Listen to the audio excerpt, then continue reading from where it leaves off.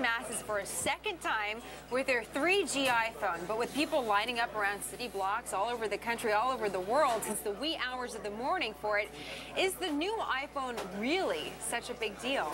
We're going to find out. Joe Hutzko, author of The Deal, is here to talk to us about it. We also have Aileen Yu. She's the Vice President of Marketing for M-Spot. And then we're also joined, luckily, by Fox News Channel's Courtney Friel, who's been in the thick of it all day, actually was at the store here in New York City for some first-hand experience. So, Courtney, maybe we should start with you, because what time did you get to the store and what was going on there? Okay, well, actually, I was only doing a live shot for Neil Cavuto's show, so I just came from the store right now and came here. They were sold out by 11 a.m. this morning. And, what time did they open? They opened at 8 o'clock this morning. But there are so many cool things about this new phone. First of all, let me just put this out there that I bought the iPhone last year, but then returned it after the 2-week mark, because one of the things that I didn't like about it was it was on the Edge network, which is slower. So this one has 3G network. It's really fast. It's lighter. It's got the GPS system. You can multitask. So you can be on the internet and the phone at the same time. So many good things. Apple should sponsor her. We should have her on an Apple commercial. That sounds pretty good. Joe, you have a couple in your hand, and you know what? Let's just be real clear, Rebecca, because some people did wait in line. But Joe, you had a different strategy. You want to tell us about that a little bit? Last night, this was my iPhone. And light it up so people can see the screen a little bit. It's cracked. I updated it so I could come on the show and talk to you about it without having to buy the new one, because I just wanted to show you the new software.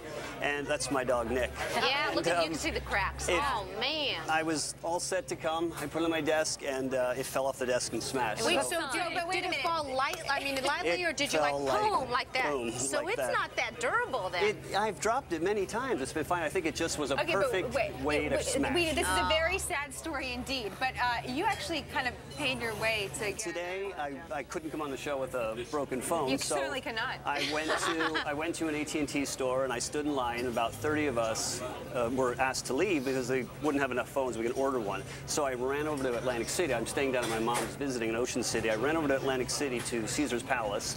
I put $1 in the slot machine on the way there, and I walked up to the line. I couldn't believe it. There had to be 200 people, and it was already 9 o'clock, and I knew I wasn't going to get one. So I asked one of the guys, I said, ask up front if anybody wants $50, I'll trade places with them. And how'd that go? God, that must have not been. Nobody. Yeah, I was going to say that must have not been a diehard fan. I said $75. You've paid $100 to cut line. Oh, so that's what he did. So, All right, I would have thought you would have had to pay more than $100. I made it down. All right, Aileen, we're going to have to bring you in here. Aileen's joining us, I believe, from San Francisco.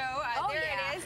Aileen, talk to me. We just have two people. We have Joe as an Apple insider. We have Courtney, who certainly does like the phone. What do you think about this new phone? Well, we're being a mobile entertainment company, we're very excited also that the 3G iPhone's out there. But because we're also in the industry, there are, beyond the hype, there are other phones besides the 3G iPhone that are a fantastic phone for mobile entertainment. Give us a couple examples. So for example, the 3G iPhone still forces the user, when you're thinking about entertainment, to plan ahead and to think. And our experience building mobile entertainment products is that people don't really want to think. They want to experience something over the air, kind of lean back and enjoy it. We need one of those phones that can do laundry and that can wash the house as well, that think that way. But Aileen, I'll get one of those too.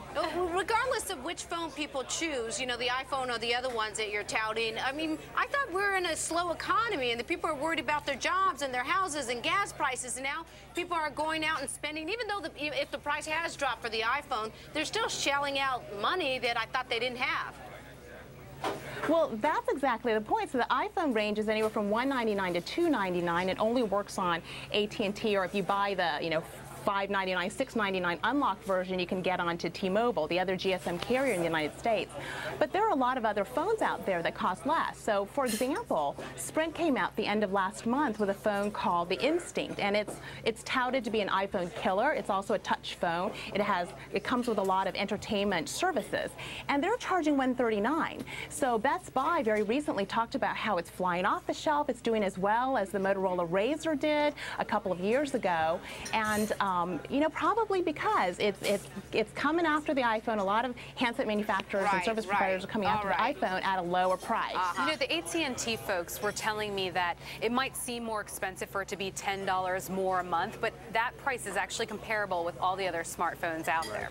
So you returned your iPhone last year. Last year. Are you going to get the new one?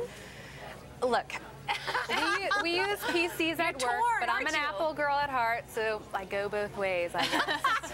On that note, real quick, Joe, you worked for Apple at one time, I did, correct? yeah. Can you just give us some insight on the company and what you think of the new products that it's putting out there?